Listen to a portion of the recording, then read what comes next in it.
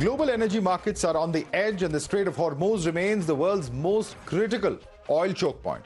Nearly 1/5 of global oil supplies pass through this narrow waterway every day.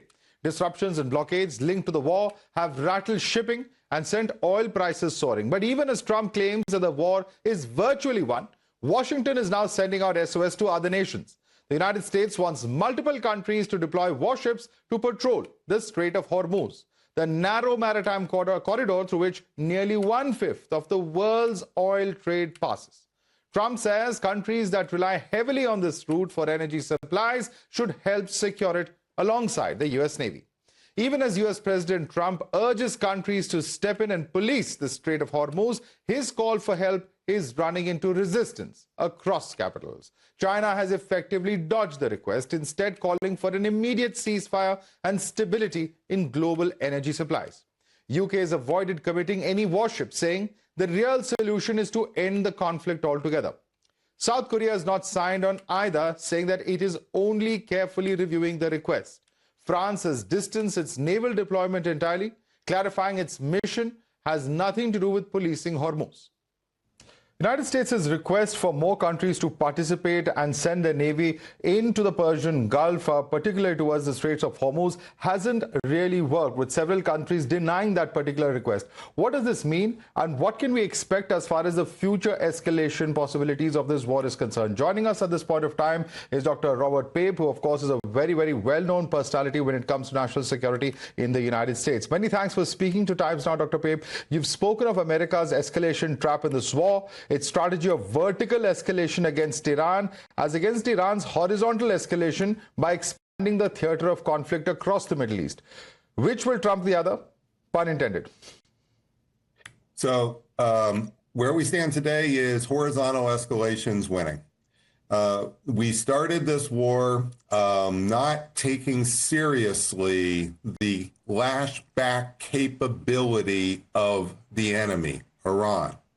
We started this war without explaining to the public or to the world why this war had to happen now. So when President Trump entered this was a recipe for the smart bomb escalation trap. Yes, the smart bombs hit their targets. Yes, they killed the leader. But what has happened is inside the country, Iran is now more dangerous. The bombing has hardened the regime. The regime's literally going door to door, making sure no one has Skylink. And if you have Skylink, bad things happen to you. That's really quite something. Then outside, what has happened is Iran has launched a horizontal escalation campaign where they are using economic pressure. They're using drones, mines, economic pressure in a very orchestrated way. And they have shut down the Strait of Hormuz. Just think about this for a moment. For 50 years, America's #1 goal in the Middle East was to prevent one power, one country, Iraq, Iran, Saudi, it didn't really matter, Soviet Union, one power from controlling the oil flow through the Persian Gulf. That has now happened right under our nose. This is where we are today. And now, of course, the administration is scrambling to try desperate ways to find all kinds of measures to reverse this. But this is really not working out. And I'm sorry to say, we're probably still just beginning the middle game of the escalation trap. This may go on for weeks, if not months. Right. And Dr. Pope, you've mentioned in your articles the bombing campaigns by US on Vietnam and NATO on Serbia and how they've backfired. Tell us, how did they backfire? And do you believe that Trump has not learned from those lessons and those experiences? So for 30 years, I've studied air campaigns. I study air campaigns, economic warfare, international terrorism. Those are my areas, and all of these now are coming together. I've taught for the U.S. Air Force. My book, Bombing to Win, goes through every air campaign since World War I. Here's the lesson of history. Air power alone has never, and I'm choosing my word carefully here, never toppled a regime. Sometimes if you put air and ground power, you can topple it, but it's even then, it's no gimme. What you are seeing is a record that President Trump went up against the weight of history, not simply Iran. And how does this play itself out? There's a series of stages, and that's what I lay out in the Substack, the escalation trap. The stage one is the bombs hit their targets, and you actually have a tactical success. But it doesn't achieve the strategic objective. And in fact, the bombing by a foreign power injects nationalism in the regime and in the society so that you end up with a more aggressive leadership than you had before. That leadership lashes back and often comes up with ideas you hadn't thought of. Right. Now, in this particular case, it's really kind of stunning. We didn't see the drone attacks coming as a possibility. And then on top of that, we didn't really understand they would use the drones against the tankers, apparently. These are really quite stunning omissions in our thinking here, because this would always be the most likely scenario in how Iran would lash back. And now they have done it, and they are now in control of 20% of the world's oil. They haven't shut down the straits exactly. You see, that's more subtle than that. They are using it as leverage and to control. That's the big deal here. And right now, if you're on their side, or at least neutral, they'll let your ships go through. And they're being very, very subtle about exactly this. They're not demanding you join them against the Americans. They're not saying shoot down the Americans. They're saying just move to neutrality and we'll let your oil through. Yeah. They've played this hand very well so far. Yeah, and Trump's own call, where he asked various countries to join in, that the various navies and their ships would be there, in the Strait of Hormuz. That call doesn't seem to have got the kind of response that the United States would have wanted. And in fact, we even see Trump now threatening NATO. How do you see that in terms of what the international response is, and where has it gone wrong so horribly that even other countries are not wanting to come in and take part as far as this particular offensive is concerned? Well, I think it's come off his call for others to carry the water here as passing the buck. And he is effectively, it's coming across that he doesn't want to put Americans in harm's way, so others should get in harm's way. Well, I don't think that counts as leadership, and I don't think that's come across very well. And this has gone on now, not just for a few hours, but over the last few days. So there's been opportunities for President Trump to clarify this is not buck passing. And so far, that's not really happened, certainly not in public, maybe behind the scenes, but not in public. And I don't think you're going to be able to build a coalition that's built on buck passing, where America's stand off, no cost to American sailors and military, but cost everybody else. Right. Also, we've seen Trump and Netanyahu, of course, their desires that the Islamic regime there in Iran goes. But at the moment, it looks like it's here to stay, because we aren't seeing reports of any large-scale protests against the regime like we had seen late last year or even in 2022. I think that's really for two reasons side by side. Number one, we did see the regime in the middle of January kill tens of thousands, likely, of those protesters, and then nobody came to the protesters' defense. President Trump encouraged the protesters, said, we got your back, and then the cavalry didn't arrive. So issue number one is that. Issue number two is what I just said about the bombing creating nationalist response inside of Iran. That affects even the pro-democracy movement to some extent. We don't know how much, of course, but that is going to be difficult for the pro-democracy movement to be a henchman of the United States, who has toppled regimes in Iran before, 1953, installed a dictatorship, the Shah of Iran, with the Savak, one of the most vicious security services here that we've seen. This is up there with Joe Stalin and the Soviet Union. So you really are in a situation where turning those pro-democracy folks into the henchmen and puppets of the Americans, I don't think was ever likely to work. It's self-contradictory, actually. So I think that's why this has actually reduced the likelihood of a pro-democracy toppling of the government. Okay. A couple of questions about the war. On the one hand, you have Trump, who says that he has decimated the Iranian Navy. He also says that U.S. will have control over Iranian skies. On the other hand, and we were talking about the horizontal escalation by Iran, how long do you think Iran can continue like this? Because some of their launches, some of their manufacturing facilities, and even the stockpiles, at least U.S. claims, have been hit over the last fortnight.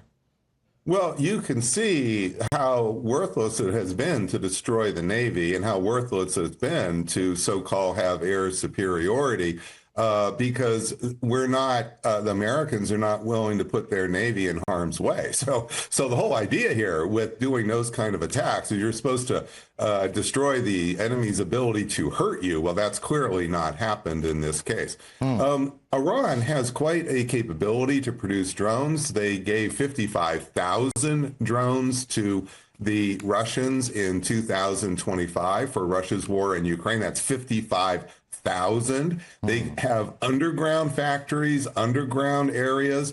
I don't know that we even know where they all are, or else we would have tried to bomb them. And you don't hear us digging out in this idea where we are doing the double tap attacks to go underneath. So I think if you saw that, you would say, oh, Americans know where all these underground drone factories are. Apparently we don't, or else we would be taking them out. So what does that tell me? That tells me that Iran's need to be able to launch a few dozen a day against ships, that's plenty to completely shut down the Strait of Hormuz, because the people on those ships are not there for a bullet or a drone. They don't want to eat a drone. They're there for money. They're there for a paycheck. So this is, you don't need to shut down, you don't need to have thousands and thousands of drones for Iran to continue. You just need to have a steady state of a dozen or two that you can launch against those ships. And this can go on for many months, and they might even be able to produce those under these conditions and just keep this going. So I don't see how our plans have done anything to take away Iran's lash back capability. Right. Also, Iran's neighbors who've been under attack over the last 2 weeks, they're also United States allies. The United States has their military bases also across the Middle East. Do you see a situation where they would privately complain to the U.S. that they are in the middle of an onslaught that they don't want to be part of? And what are the implications of the U.S. presence in the Middle East itself following this conflict? Well, I think the Gulf countries here are between a rock and a hard place because what they have done effectively over the last few years with the Abraham Accords and then the adjacent Abraham Accords negotiations is build a counterbalancing coalition supporting Israel and the United States, but supporting Israel in a conflict with Iran. And Israel has been using that space to conquer territory, attack territory, cleanse Palestinians. Now it's cleansing parts of Beirut. This is really a difficult situation for the Gulf Arab states because now they have a choice. Do they face tensions with Iran, or are they in bed helping Israel expand and take Muslim territory and kill Muslims? That's a pretty big that's a pretty big problem. So I really think they're in a tension, and Iran's horizontal escalation campaign is perfectly targeting that tension, you see. So it is not just randomly happening. They're not Iran is not in a spasmodic mode. They seem to understand the tension of the Gulf states, and they are driving the wedge and the knife and the wedge, making it more and more difficult. I think the Gulf states will probably come out of this, in each of them in their own way. I don't know that they will behave uniformly here, because they really are facing a dilemma. And I just don't think that this is going to diminish. The bottom line is, as this war goes on, as the energy shock gets worse, as the Gulf states' economies, who import all this food through the Gulf that's not moving now through the Gulf, this is going to just get worse and worse. And I think it's going to fracture some parts of the coalition. That's a very important observation there. But Dr. Pape, what about the ground presence of American troops in Iran? Is this a realistic possibility? And if there are boots on ground, will Trump be in a position to defend the human cost of it? So I've been on this Substack, the Escalation Trap. I've been talking a lot about this. I did a big video thing about a week and a half ago on this whole thing. I call it the ground power dilemma. And what's driving this is the enriched uranium that we, the Americans, never got a hold of, never destroyed when they bombed Fordo in June. So this really isn't just about what's happened in the last few weeks. It goes all the way back to June. We bombed Fordo, we destroyed the installation, but there's 1,000 pounds of 60% enriched uranium, enough for 10 nuclear bombs, atomic bombs, and there's 10,000 pounds of 5 and 20% enriched uranium, enough for another, maybe up to 6 atomic bombs. Well, that material now may be dispersing. It may be dispersing inside of Iran, and over time, it could disperse outside of Iran. It could be put on the nose cones of those drones as radiological weapons. So Iran has a lot of capability, a lot of possibilities here. And this is then a real problem for the administration, because they will have triggered this dispersal of this nuclear material with their bombing. And it's only likely getting worse, not better. I'm not saying they'll definitely go forward with the ground option, because it doesn't look promising to be able to actually work. But that said, they're in a ground power dilemma. Right. And this will not get better in the coming weeks and months. This will become more severe. Right. Would anything short of a regime change for America be a strategic failure or defeat? Even regime change, we need to understand, will end up producing a paralysis. You're not going to get a Thomas Jefferson-like figure to come in and rally Iran, and now they're all pro-Israel and they're pro-America. That's just not in the offing here. So yes, many Iranians don't like their regime, but they're not about to march to Israel's tune and march to America's tune. So what you're going to end up with, at the very best, would be a broken, failed state regime with all of that nuclear material circulating. So the broken state outcome here is very scary. That may be how the nuclear material gets out of Iran, goes to Hezbollah, goes to the Houthis, because you have then a failed state where things are happening, pieces are operating independently. It's like a loose nuke problem. So I don't think there's this scenario where you end up in a golden off ramp where it's Libya, we walk away, we ignore it. I think this is going to be, we're really in the trap. That's why I called this, I started the Substack a week before the bombing thinking about this, and I deliberately chose the word the escalation trap, because we're now being trapped here. We are losing control.